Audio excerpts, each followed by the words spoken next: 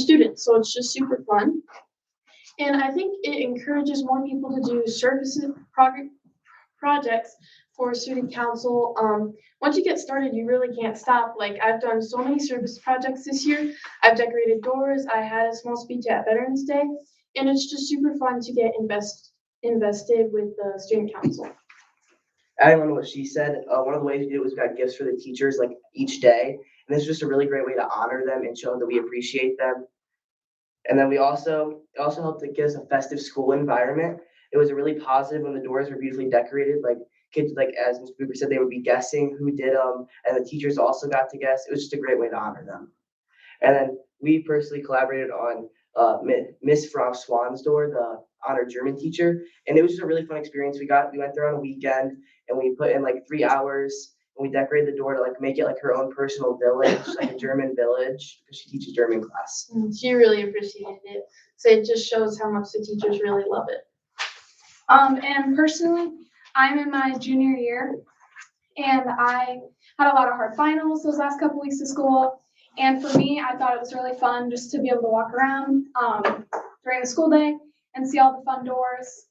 And I know the teachers really appreciate it, and they really like seeing all the fun doors and all the creative ideas and receiving the small gifts. It just means a lot to them. And one thing I noticed this year that I hadn't in the past, though, that the elementary classes were intentionally taken through, like the little guys got to come through and see all the doors, and that was neat to see the teachers bringing them through. So, okay, I have some certificates for you now. Can I ask a question? Yes, sure. Yes. Any questions?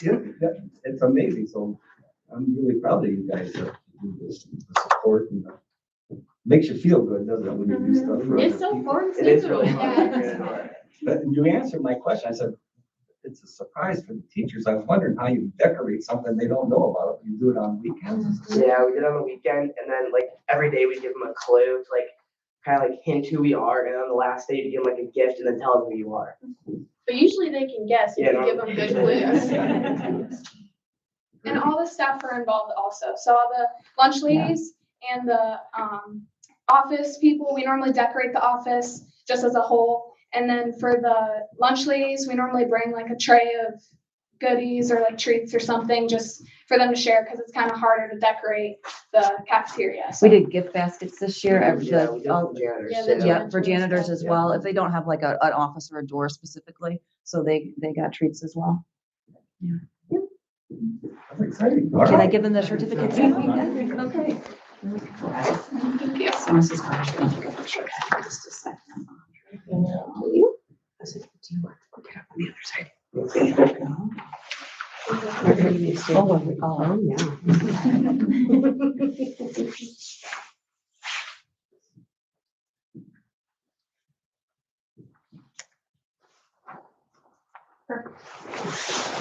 Good job.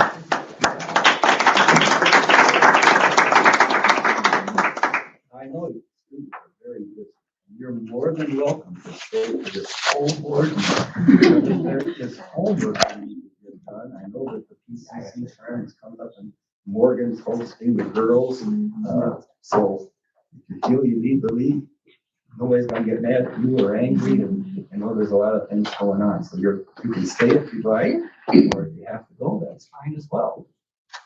Can we get to go? Thank you very much. Thank you. Thank you very much.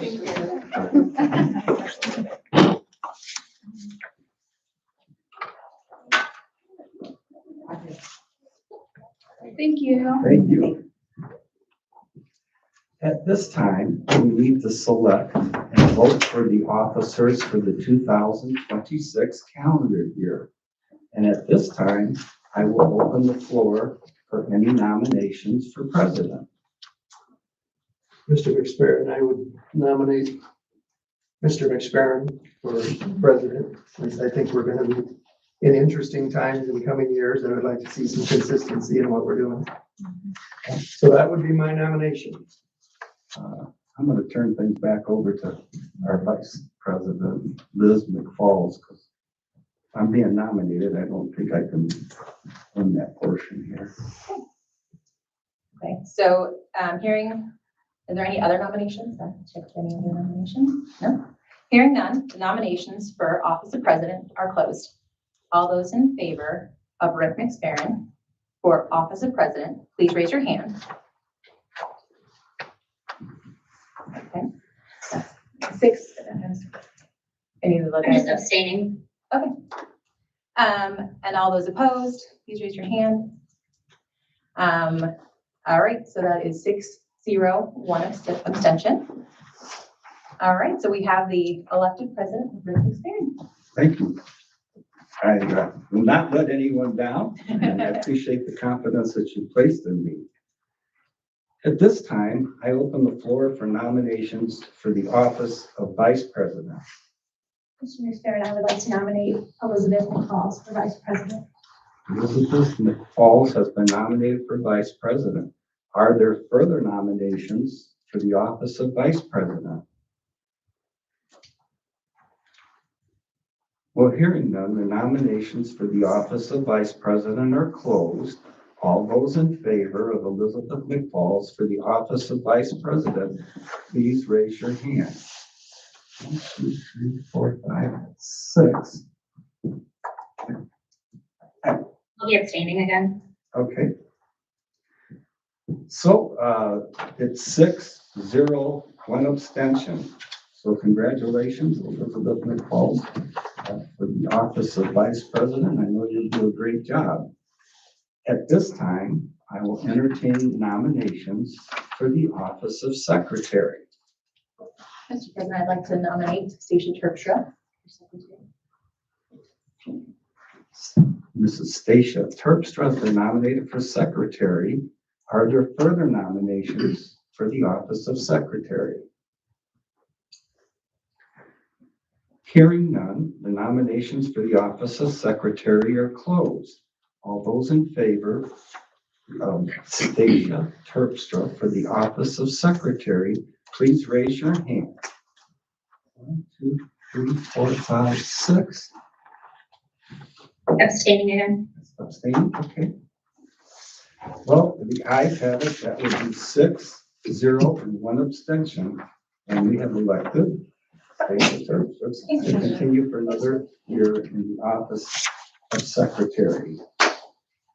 Next on the agenda is the appointments for 2026. Well, first of all, congratulations to our board members and happy New Year. So in front of you, we have the appointments for the 2026. Every year we need to go through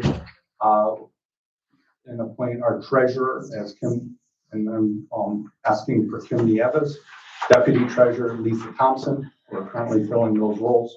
Corporation law firms are familiar to us because they're the same individuals that represented us last year. And that would be Peeler and Jones Legal, Newby Lewis, Kaminsky and Jones, and then Todd Lee takes care of the real estate and with our lease corporations. Also this year, I'm asking the board to appoint Mrs. Moore because we have been asked for a recommendation for a new RDC rep. Do I hear a motion for approval of the appointments for 2026?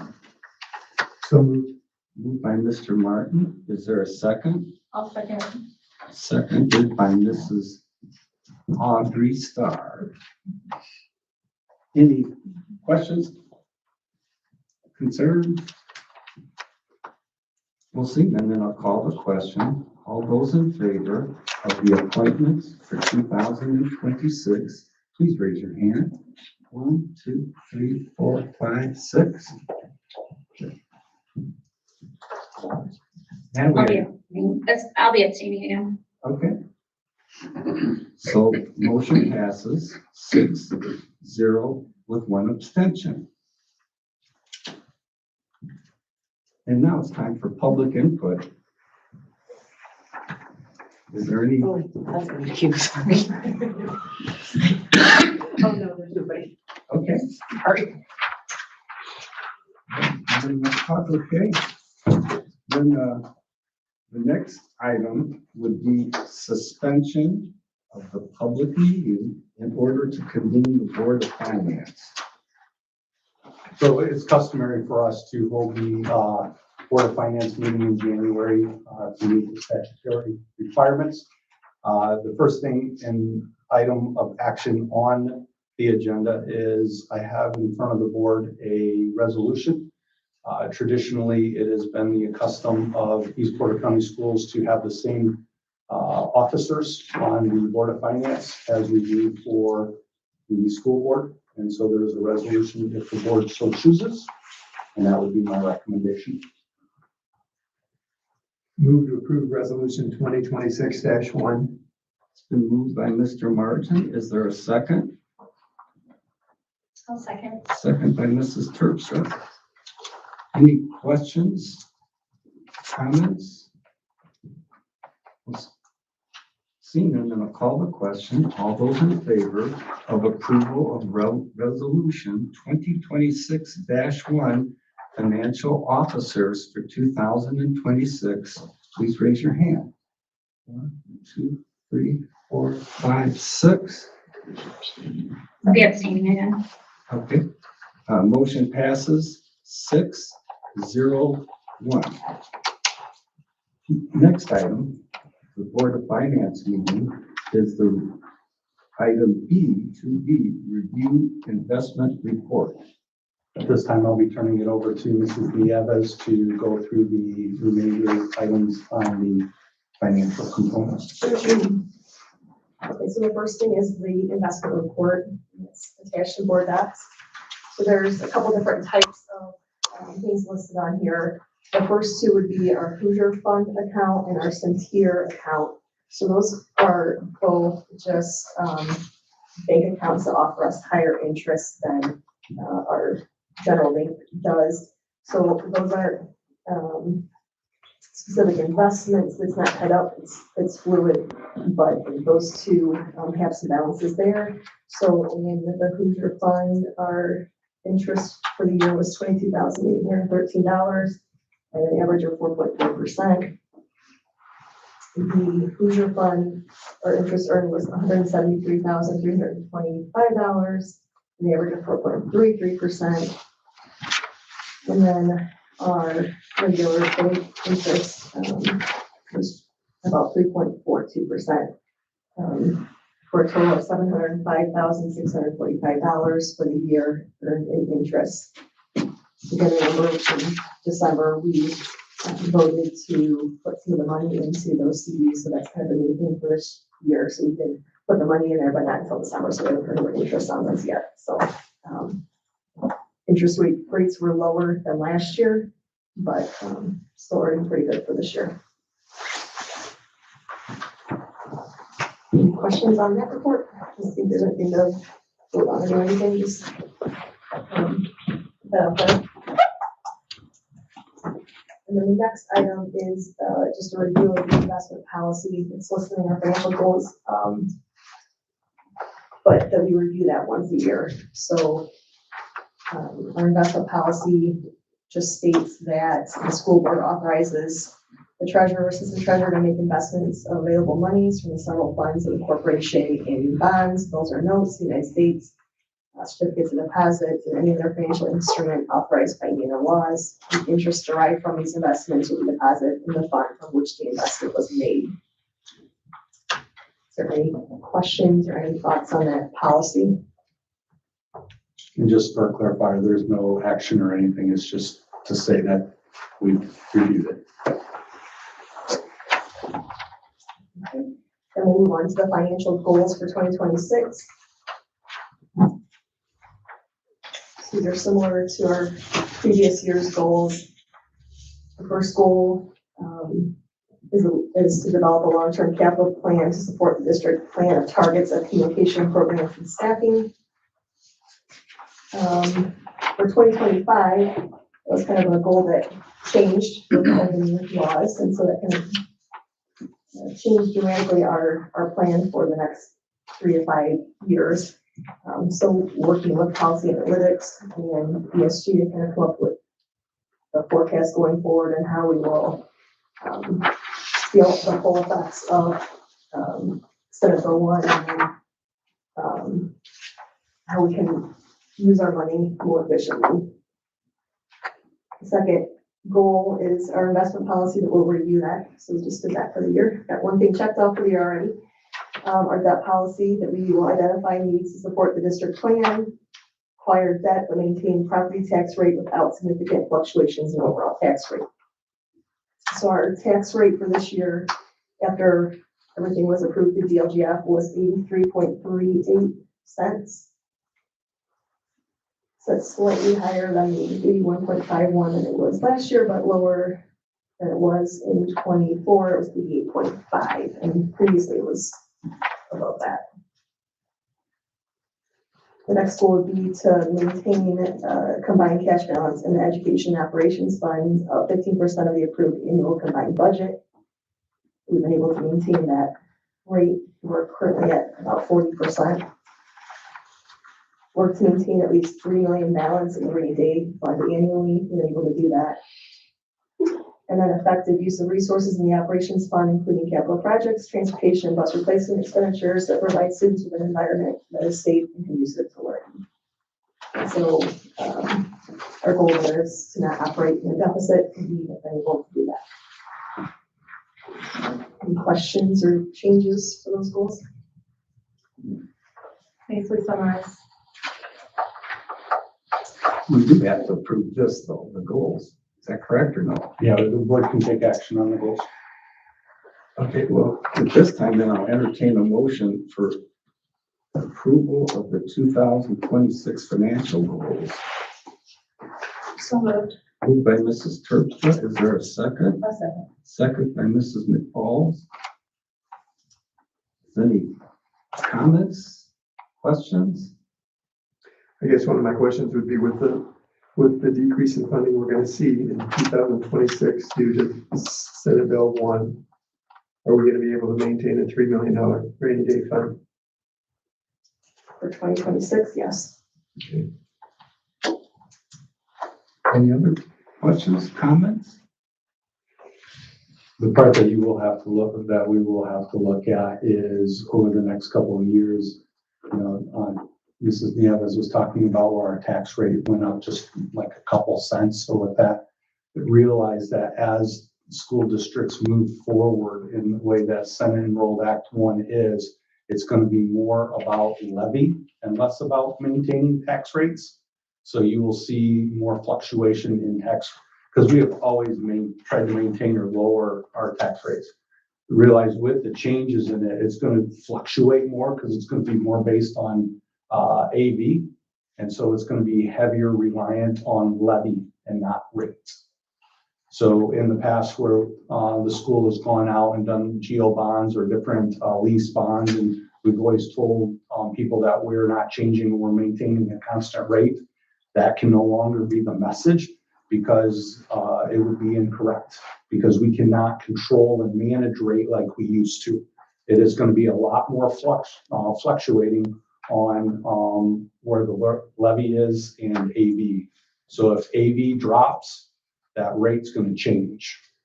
Just, it doesn't impact us right now. I just know because we have that falling off in 27. So as we go out and start looking at trying to maintain those ratios, just know that one of the message is not and cannot be we're looking to maintain rate, because we can't guarantee rate anymore because of all the changes that are taking place over the next few years in Senate Enrolled Act 1. Thank you for that. Any other questions or comments? Seeing none, then I'll call the question. All those in favor of item D, approval 2026 financial goals, signify by raising your hand. 1, 2, 3, 4, 5, 6. Mrs. Malakoff. Oh, I was waiting for you to ask if anybody was opposed. Oh, okay. No. for me. Is anyone opposed? Me. Okay. Then the motion passes 6-1. All right. Next item is review the fiscal and qualitative indicators report. Okay. This is a report that is put out by the Distress Unit Appeals Board, DUAB. their fiscal indicator committee, and we are required to review it each January. Unfortunately, or I say unfortunately, it's a year behind, so we're reviewing 2024 data, but nonetheless, this is the report as of 2024. So the first chart is focused on the ADM, the corporation, the average daily membership. So this is an count that is taken every October and February, how many kids are in our school, right? And so we get funding based on those numbers. So in 2024, October of 2024, our ADM was 2307, which was a reduction of 52 students from the count from October of 2023. We are currently at 2192. So this chart just kind of gives those that trend. These numbers are important as a fiscal indicator because it's used for calculating our funding. So this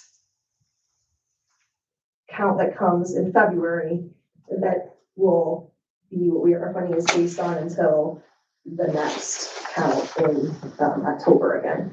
So that's important because when we start school in August, right, we're based on the numbers that we count from October unless we ask them to adjust it. So that funding from July, August, September, October, then if it changes, right, if it goes down, then in November, we have to pay that money back. So they deduct it from the next month's payment. If we were to get more students next year, then it'll increase. But that's where that reduction comes in. So we don't see that effect until after the next count. But February's count will affect our January through June payments. Kim, again, say what the fall count was. 2192. So it was 2307 in October. Last February it was 2212. And then this October it was 2192. The next chart is our demographics. So it gives our free and reduced percentage, our special education and English language learner percentages. So this is based on this information, the last data is from 23-24 school year. So in that year, we had 20.6% of our students qualified for free or reduced lunches, 18.8% qualified for special education, and 1.2% qualified for the English language learner program. So that data is important, especially for free and reduced lunches, because it's not just lunches, right? Our federal grants are based on that number. Our tuition support, for example, our academic performance grant, if a student qualifies for free and reduced, they get more money, and we get more money for them meeting certain requirements than somebody who does not. It also affects our E-rate for our networking things, and then some testing and things. There's a lot of different areas that number helps our corporation. The next is our fund balances. So this gives fund balances as of December 31st, 2024. This comes from our Form 9, which I complete for us every July and January. So as of December 31st, 2024, in education, we had $3,481,349.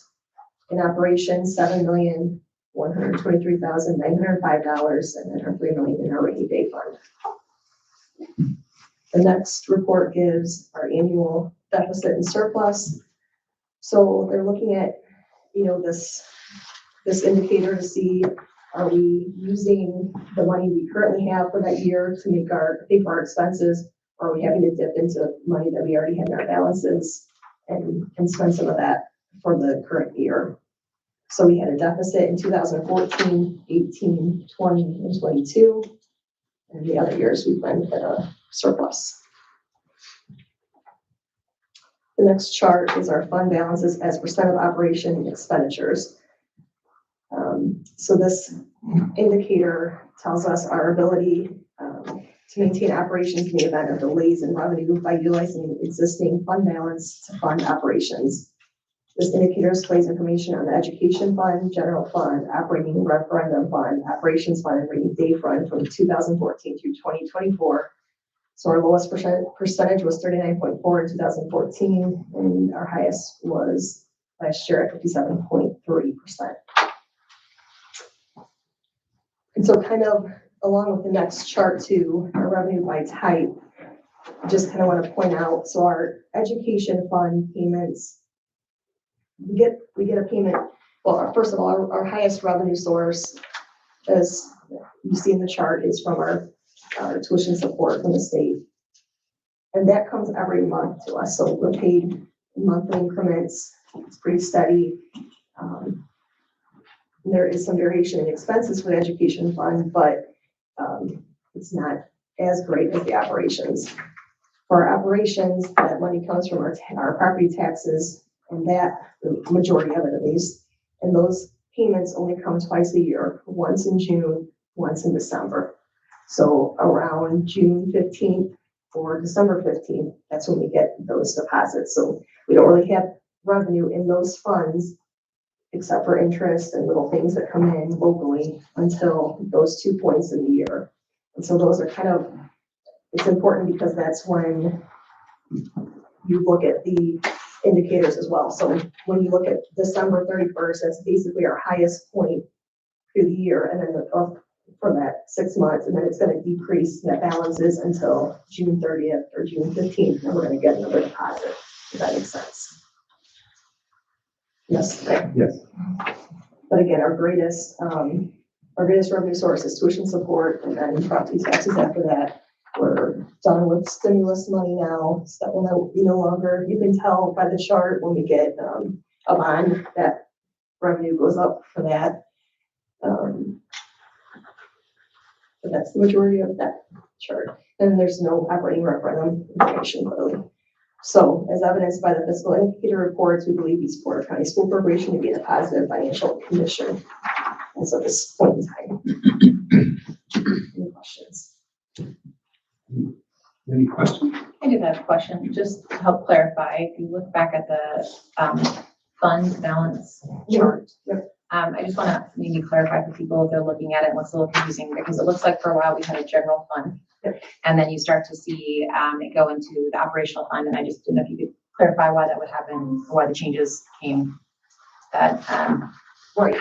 So that's kind of at the beginning of the report, so if somebody is reading it, in 2019, the school fund structure was modified.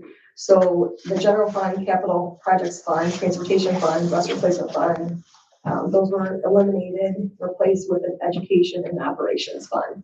So that completely changed the way we fund and look at these charts. So that is another point that is good to bring up, because when you look at like the fund balances chart, for instance, it's hard to track things over time because the law is constantly changing and different things are reported in different ways. So for instance, in 2024, they voted to eliminate the textbook rental fund.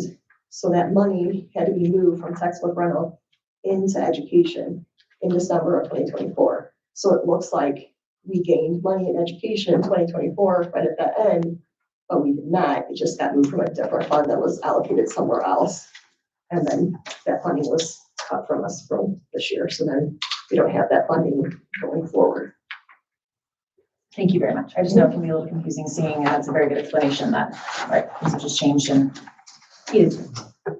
And for further clarification, you know, because we get asked, and there will be a resolution later this evening, when they created the education and the operation fund, there were items that were in the general fund that was moved to the operation fund, and yet the funding wasn't moved to there.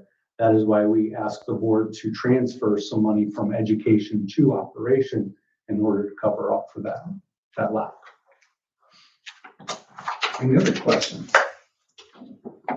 Well, the next item for the finance meeting is, I'll entertain a motion for adjournment of the finance meeting and reconvene the regular board meeting. So moved. Is there a second? Moved by Mrs. McCall. Is there a second? I'll second. Second by Mrs. Wood. Any questions, comments? I'll call the question. All those in favor of adjournment of the finance meeting and the reconvening of our regular board meeting, signify by raising your hand. 1, 2, 3, 4, 5, 6, 7. Motion passes 7-0. All right, so we'll reconvene the regular business meeting, and on the agenda is items 3A, the consent agenda, approval of minutes business meeting, January the 12th, 2026. It's for December. Wow. Okay, well, this is all December then. All right, approval of the minutes for the business meeting, consent agenda, item 3B, financial matters payroll, item 3C, financial matters claims list. That would be it. Do I hear a motion for these? And the personnel report. In the personnel report, of course, item 3E. I think it was my first day as president. But anyway, do I hear a motion?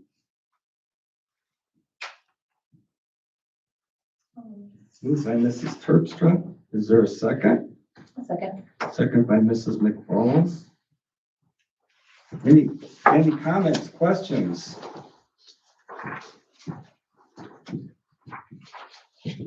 Then I'll call the questions. Item 3A, consent agenda approval of minutes business session. Item 3B, financial matters payroll. Item 3C, financial matters claims list. And item 3D, approval of personnel report. All those in favor signify by raising your hand. 1, 2, 3, 4, 5, 6. All those opposed, same sign. Okay. Motion passes 6-1. Is there anybody that's been approved for personnel that is here this evening? Nothing I'm aware of. Okay.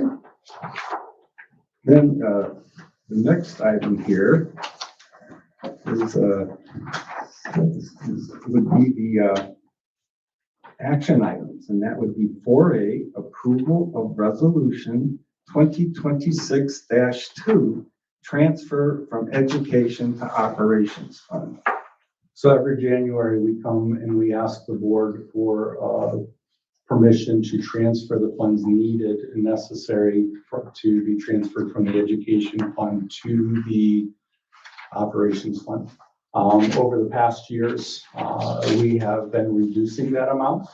However, we do ask the board to approve the 15% as a maximum. And then we just move forward as needed. This past year, I believe we were even under 7%. Under 6. Okay, and so even better, under 6. And so we will continue to try to work towards that to decrease.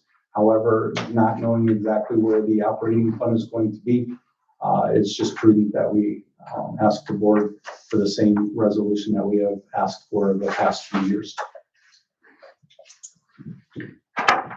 Do I hear a motion for action item 4A, approval of resolution 2026-2, transfer from education to operations fund?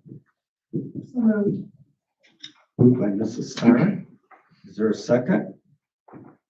A second. Second by Mrs. McFalls. Any questions or comments? I want to thank Ms. Neves and her efforts to continue to decrease and to get us as low as we have, understanding that we may have to go up this year given the funding changes that have occurred. So thank you for sharing that. Any other questions, comments? Okay, seeing them, I'll call the question. All those in favor of action item 4A, approval of resolution 2026-2, transfer from education operations fund, signify by raising your hand.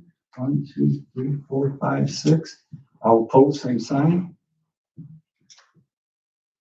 Okay, motion passes 6-1. Next is permission to declare buses of no use to district. So actually, I'm going to talk about the next two all at once since they are kind of related. Okay. In years past, we have gone through, and when we receive our new buses, we have traded in the old buses towards the price of the new buses. Recently, we've only been getting about $3,000 worth in the trade-in. So we have an opportunity to do things a little bit differently, where you can advertise what that buses are. Then we will receive a closed bid to purchase said buses. But in order to do that, first we have to have the board declare them as no more use to our school district. So we are asking for bus number 1 and bus number 8. One of them is I was thinking that they had the dates and the years of these. 2009 and a 2010 bus. So they are 15, 16 years old. And so we are asking the board first to approve that we have no more use for them. The new buses are coming in this week. As a matter of fact, we're pretty excited about that. And Mrs. Chickenance has already had them scheduled. So the state police will be here to inspect them on the day that they arrive, so that we can get them into the, as soon as we can get the license plates and registration, we can get them out on the road. So we're pretty excited about that. We do have a couple of people that have expressed some interest in purchasing the buses. So we would be advertising them, collecting that. So first, I'm asking the board to approve us to get rid of the buses. What happens if someone submits a bid under $3,000? Do we need to have a motion first? Yeah, then we have discussion. You're fine. Do I hear a motion for permission to declare buses of no use to district? Is there a motion? So moved. Moved by Mrs. McFalls. Is there a second? I'll second. Second by Mrs. Starr. Okay, now any questions or comments? Are we required to accept any and all bids that we receive? So what we can do is in the advertisement, we can change that to say it must be a minimum bid of X number of dollars. However, I don't think that would be too big of an issue, considering even since Curlin is the one that has been supplying or giving us the $3,000 for a trade-in. I would anticipate that they would go no lower than that. Because I will tell you, in my previous life where we have done this, Curlin always bid on that, and a lot of times they were the highest bidder. Well, it just kind of also holds their feet to the fire to say, because I know you're selling them for 8 to 10 grand. Right. Do we have an average, like what other school buses in I do not. Okay. But at the same time, we can, if the board would like, we can add to, when we go to the next one for advertising itself, we can put a minimum. And this is not like an auction. This is like they submit a one-time. It's a one-time bid. Otherwise, you would be having somebody like Kraft or somebody putting them on an auction lot and selling them that way. And I've seen that done. So if somebody bid $1 and nobody else bid, that is what it is then, unless we. Unless we put a premium on there. Any other questions? Comments? Well, and I guess my question to Mrs. Starr is, so should we put a $3,000 premium on there? We're not to that one yet. Right now, I'm just asking to get rid of them. Okay, one of my questions is, it doesn't seem like these are, I understand the age thing. It sure doesn't seem like these are a lot of miles compared to what miles used to be put on buses. Is that a true statement or not? One of them's 107,000, one of them's 120,000, and they're 15-year-old. It depends on where they came from. For example, if we have routes that are in town, they won't have as many miles, but you got a lot more starts and stops on them. The ones that really get these significant miles are the buses that we are currently using for our special ed routes. But this 120 is about average. I guess one of my comments would be Senate Bill 1, which includes, I mean, this is a part of the operating balance right here. And they want us to replace buses every 12 years, correct? Sure. Did anybody, this is a question that I'm asking, did superintendents ask them about, since you're forcing us to reduce levy, are you Changing the number. changing the number of the year that we have to trade a bus in when it doesn't have that many miles on it? That has not been a conversation of anything that I've taken place of, but that is something that we can look at. And that is something that we can even look at moving forward. Because if you recall, these are the buses that we ordered 2 years ago that were getting on Friday. Right, and I saw in one of the sheets, the cost per bus isn't 360,000, it's 180, right? Between 160 and 190. Yeah, so it must have been two buses. We're taking two buses. Two buses. Yeah, no, and that's why we're getting rid of two. Right. So because we already, the board has already approved the purchase of another, we're still waiting for, but that's something that you are correct. And we already have the funds set aside for these, but if the board would like to go longer on that particular part, that is something that can be considered in the future. But I guess that's what I'm saying. If this becomes an issue of where do we save money in operations? You know, why are we spending 180,000 on 12 years when the buses may last 15 years or 16 years? And I will tell you too, there are times where the oldest bus isn't the one that is being sold or traded in. A lot of times they are the ones that we are having to get the most repairs on. Sir, am I wrong that these have different engines than the rest of them? These are the two Mercedes-Benz engines, right? The other ones are. Oh, I didn't even see it there. Well, hello. Hi, hello. Yes, these are the last Mercedes engines that we have. Your teeth, but they don't Yeah, correlate easily with our other buses. that's fine. Any other questions, comments? Seeing none, to call the question, all those in favor of permission to declare buses of no use to the district, signify by raising your hand. 1, 2, 3, 4, 5. All opposed, same sign. 1. So you're abstaining or you're 2? Okay. Two bucks now. Okay, so it passes 5-2. Next item is permission to advertise to receive bids for sale of buses. Do I hear a motion? So moved. By Mrs. Starr. Is there a second? Can I ask a question? As is or with a Oh, minimum? thank you, with an addendum, with a minimum. Of? That's a great question, and one I would welcome board input on. A quick dirty little Google search is telling me you can sell one of those engines that are running $5,000, just the engine. That's low miles on a bus. There's a lot of That's people very out low there miles on who a like bus. to flip it and drive them, and if they do, by the way, anybody who's watching, please send us pictures, because I'd love to see that. I think 3,000 is even low for the minimum, quite honestly. If we get no bids, we can always reopen it for bid, correct? How mad would you be if they sit there for a little bit? We're So, getting deals on Friday. yeah, the other part that we look at too is I've been informed that they, for trade-in, they have offered us 2,500 and 3,000 for these two. Under. Yeah. Mrs. Starr, would you like to Put a number out there, Mrs. Starr. Even if we did 3,500, it's still 500 what we got, more than what we got last year. But that's the minimum. So they know that anybody Right. coming in is minimum. So if you've got two people, I just don't want to undercut it, and I feel like I'm not prepared enough to say, like, again, this was very quick, and I could be completely off, and maybe the engines do need a lot of work, and they'll be, yes. Do you have So enough? I looked at different auction sites and everything. Everybody has them for different amounts, and it depends on where they're at.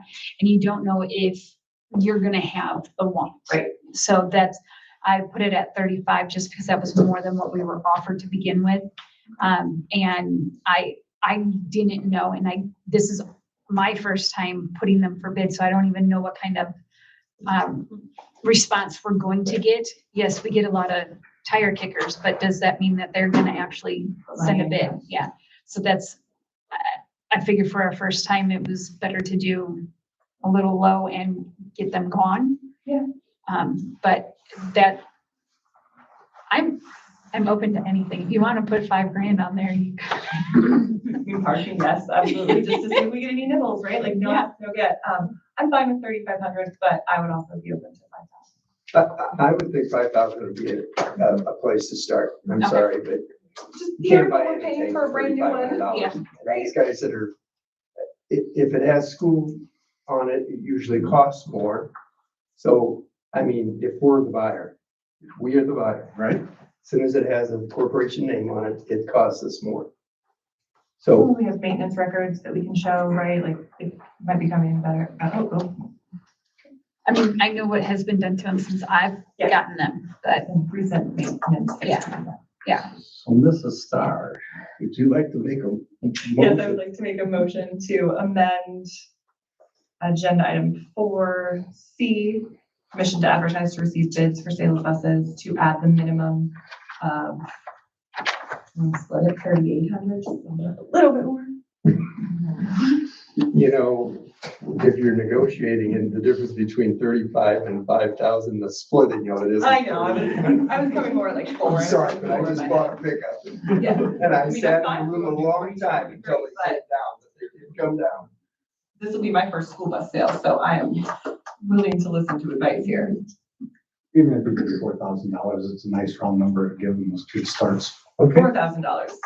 so it's been moved by Mrs. Stark for permission to advertise to receive bids for sale of buses at a minimum of $4,000. Is there a second? I will second. Second by Mrs. Terpstra. Is there any other questions or comments?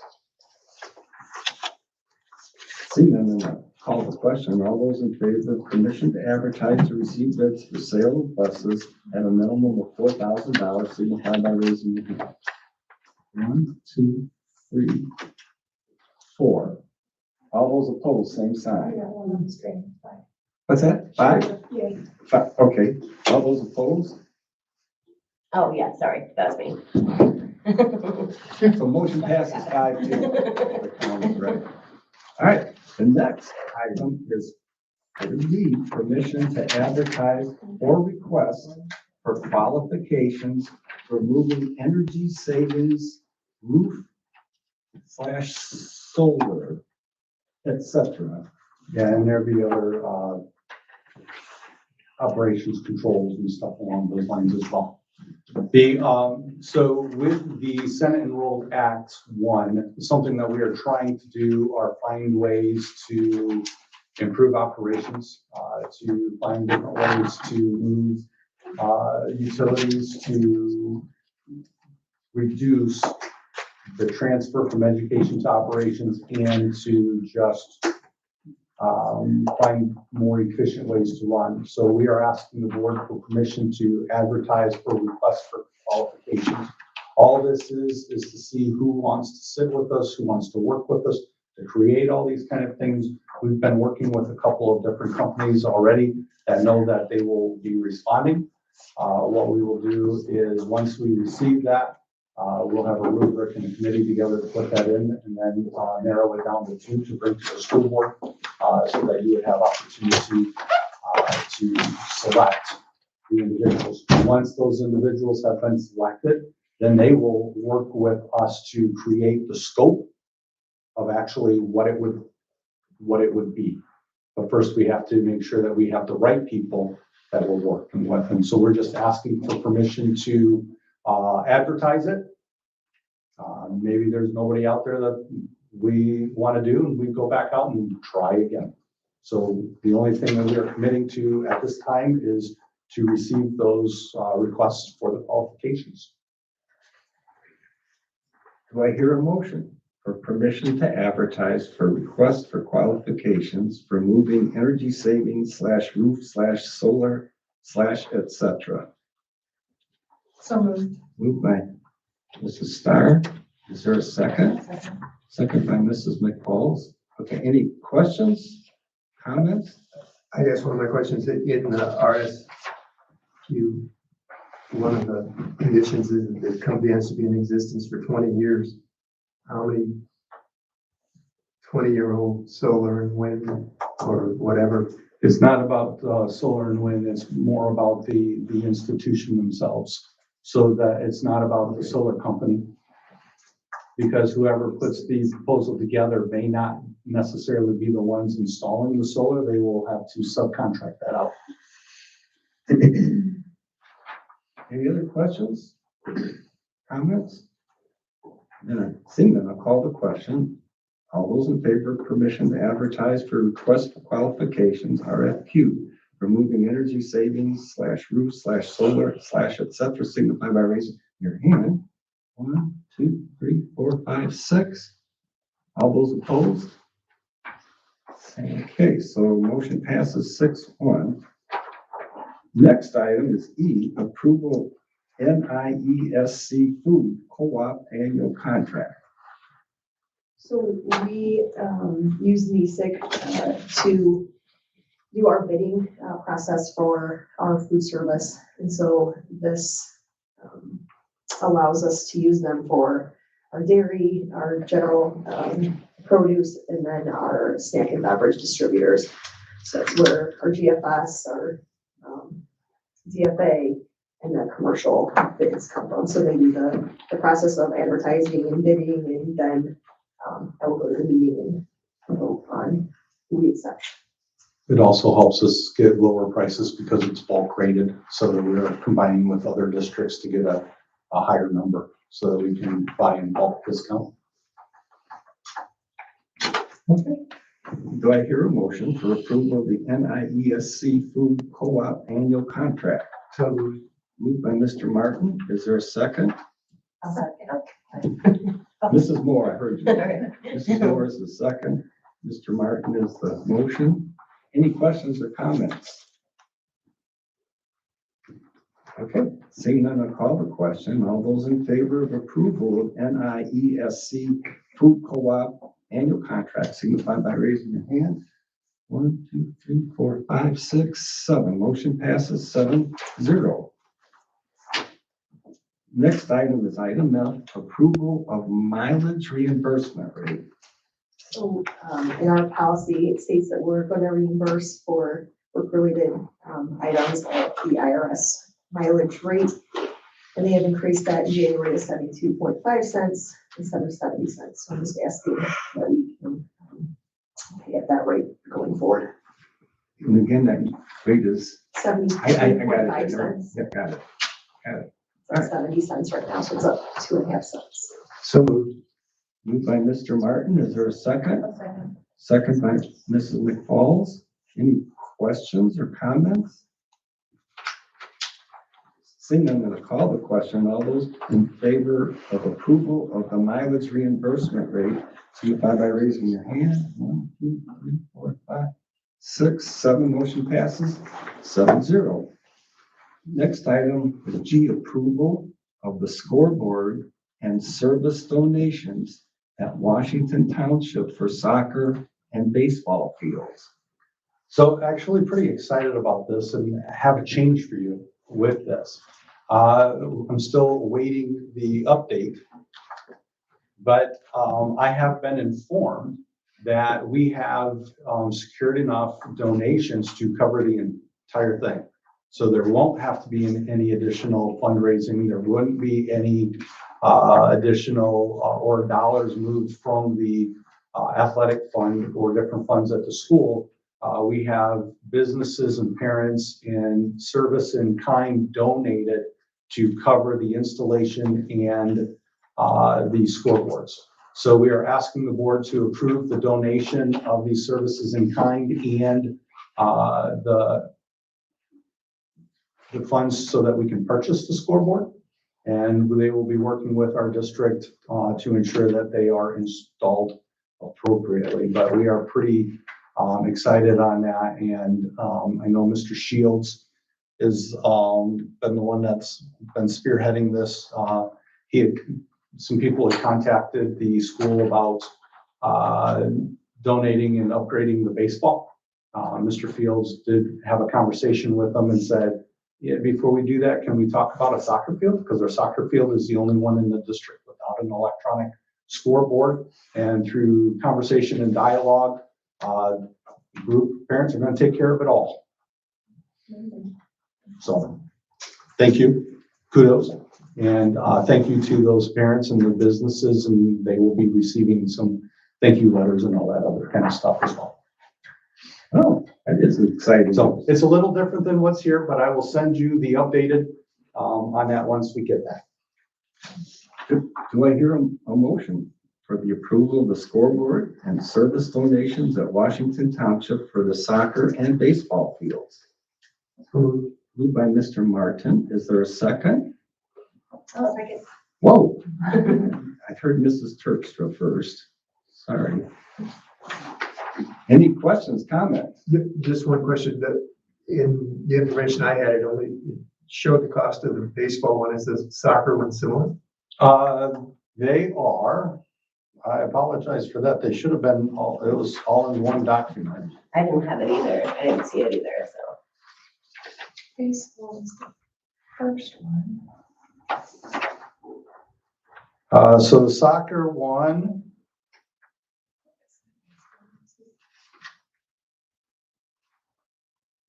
It's not letting me get to that.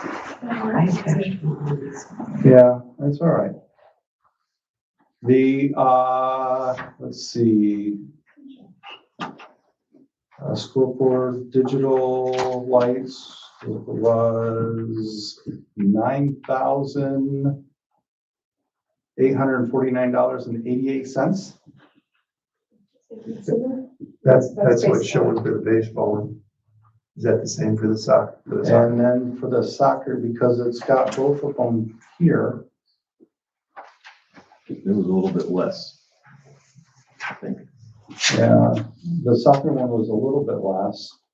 And I don't know why my links aren't working now. So you're telling me that the mattress that my wife was gonna buy on that sale It's gonna go for something else. It's gonna go for student activities. Oh, okay, all right. Because she'd already worked me for that. And you need that mattress. Well, obviously my daughter's the one that complained. Any other questions or comments? I don't see none. I'll call the question. All those in favor of approval of the scoreboard and service donations at Washington Township for soccer and baseball fields signify by raising your hand. 1, 2, 3, 4, 5, 6, 7. Motion passes 7-0. The next item is item H, approval of Morgan Township, Washington Township, and Coutts DECA overnight field trips. So we are just asking the board to go through and approve the DECA competition so that our kids can compete. Do I hear a motion? So moved. So moved by Mrs. Terpstra. Is there a second? Second. Second by Mrs. McFalls. Any comments, questions? Okay, then I'll call the question. All those in favor of item H, approval of Morgan Township, Washington Township, and Coutts DECA overnight field trip, signify by raising your hand. 1, 2, 3, 4, 5, 6, 7. Motion passes 7-0. Now we have closing items. Is there any board discussion? Busy week coming up. Sports and competitions and PCCs here and exciting times. Great cool conference. Yeah, going on. A lot of exciting things, and I think we had a good 2025. A lot of things positive going on, and we're in good financial shape. We have activities. We had the fine Morgan Township group here this evening, and they're doing some exciting things. And Morgan's doing well, Washington's doing well, Coutts is doing well. Just an exciting and positive time here.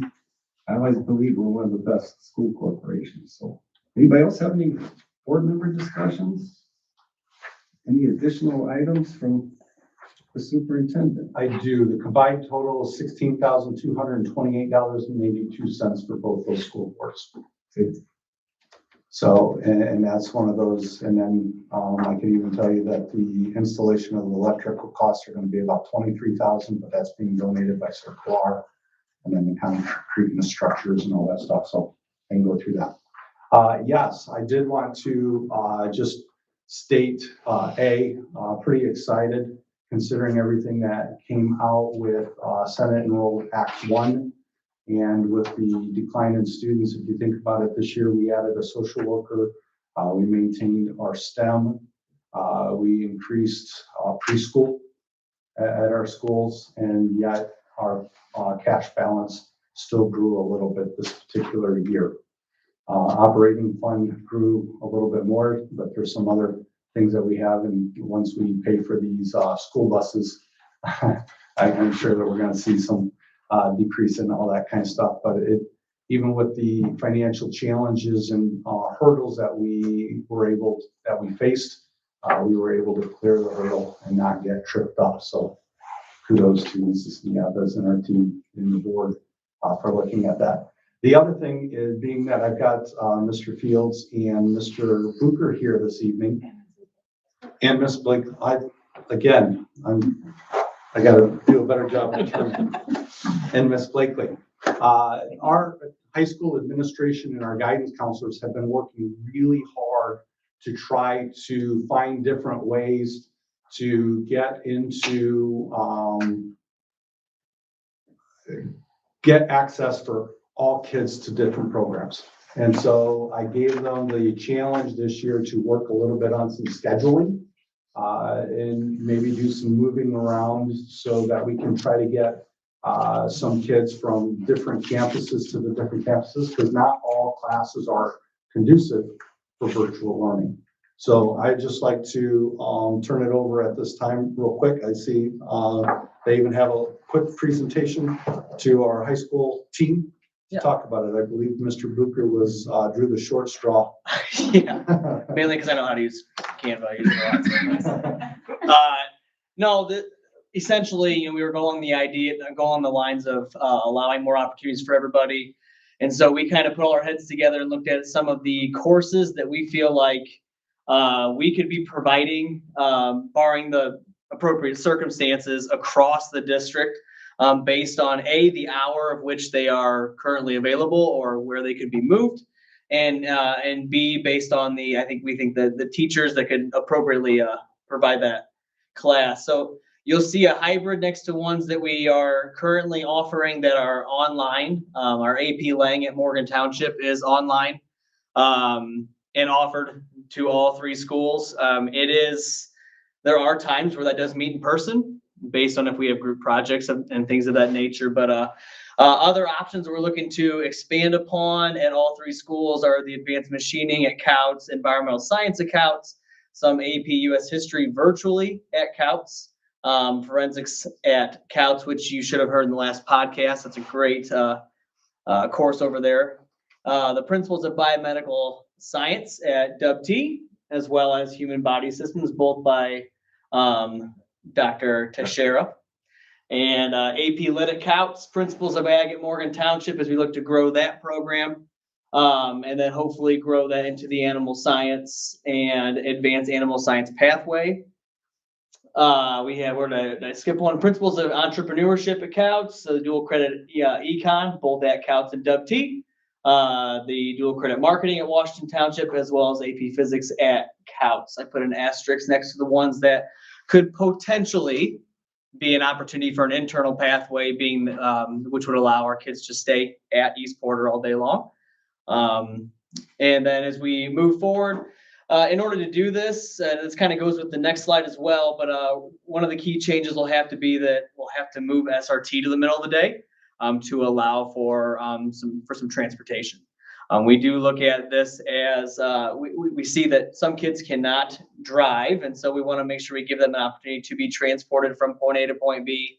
And so we look at that putting SRT in the middle of the day as that to give us that opportunity to move them around.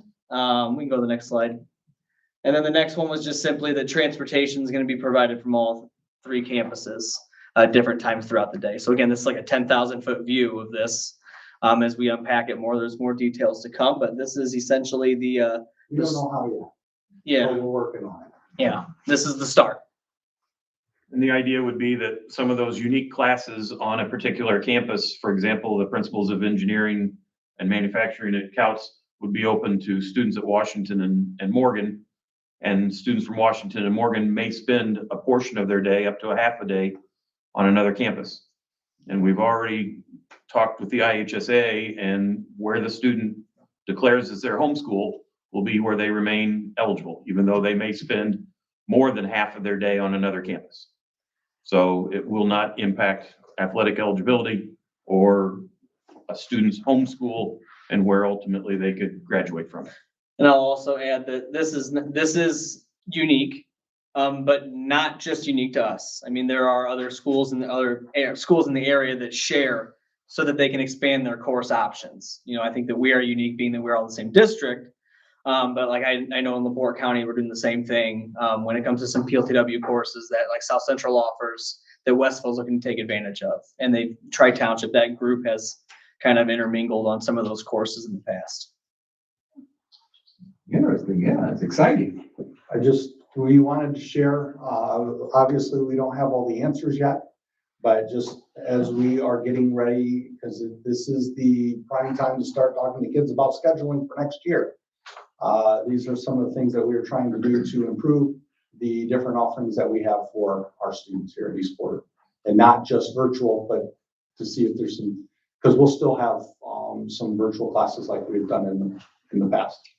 And I believe all three campuses will be having course fairs coming up here end of January. So that our kids are aware of what's available on our own campus and what's available on the other campuses as well. Yeah, I today, have a question just to ensure that I'm reading the chart correctly. So, for example, when it says AP US History virtual COUTS, does that mean that it would be a different teacher streaming into COUTS, or would it be a COUTS teacher teaching in-person students at COUTS and then virtually teaching elsewhere? Does that make sense, like streaming into the other campuses? I'm just trying to figure out when we're saying AP, like anything that says virtual next to it, where is the teacher teaching from? that is the home school for that teacher. Okay. So that AP US History virtual COUTS would be streaming into both campuses, like Morgan, Washington, or? Could be, yes. Could be, yeah. Yep. Okay. None of it's set in stone yet. Yep. Okay, no, I just wanted to ensure that I was reading the chart correctly. Just the label, whatever school that you see on there would be the quote unquote home school. And that's where Okay. the teacher would be located. Can you explain to me, what is the hybrid? You may have already said this already, but does the hybrid mean that some would be, how is that different from the other? Yeah, I can. So essentially it comes down to like group projects, things of that nature, where there might be a time where they need to be in person if they're presenting. And it's not that you have to do it that way. It's just that in talking to my teacher, they feel like it's appropriate to have them in person for the actual physical presentation itself. You don't, like I said, they've had situations where they just have them stay at COUTS. But in the past, it felt like they were needed at Morgan Township for 4 to 5 days out of the year. So when I say hybrid, it's predominantly online with the exception of 4 to 5 days. But that's specific to that AP Lang course. That could evolve with different courses. Can you send us these slides? Because we don't have this. Absolutely. Okay. Any other additional items from this? That is all I have for you this evening. Mr. McSterry, before we take a motion to adjourn, I have a housekeeping. Probably we might have to adjust and add something onto the agenda. Just at the bottom of my stack of papers here, I have a form to approve the Key Club State Convention field trip, but that was not on our agenda and not voted on. So I just want to make sure that the kids don't miss this opportunity because. Sure, can I see that? Yes. I think we have a meeting before that comes, but I just want to make sure that they don't miss that. That's my mistake because I put it on for the next one. I got it after, and I just put it in my signature. And I put it in my signature, Okay, I just the wanna make sure red they folder. didn't So miss that is my fault. That is all me. Okay. I'd be elected you as. I do have one more. There are some donations. Oh, please, yes. Sorry, I got sidetracked with the other stuff. And yes, we do like to take a moment to acknowledge them. And of course, as you're talking, my computer goes to sleep. So just to read off those donations real quick.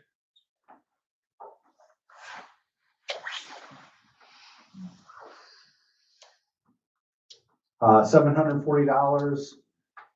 The name of the donor is the Multiple Ellico Heating and Cooling. Russell is a Shupak Construction for the Angel Tree for Washington Township Elementary. And then the Norris family donated $40 towards the Angel Tree at Washington Township Elementary as well. You know, again, we are extremely blessed of having a generous community that is actively involved and always willing to help donate towards people in need in our district. So thank you, Mrs. McCall. Any other additional business? Okay, Happy New Year. Again, then I will entertain a motion for adjournment. Moved by Mrs. McFalls. Is there a second? That was my first. I was in second, so you're good. We'll just flip them around then. So motion by Mrs. Terpstra, second by Mrs. McFalls.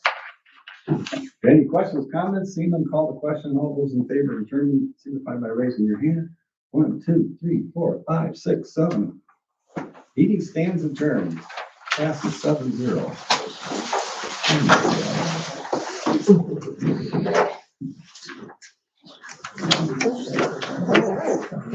I bet you do.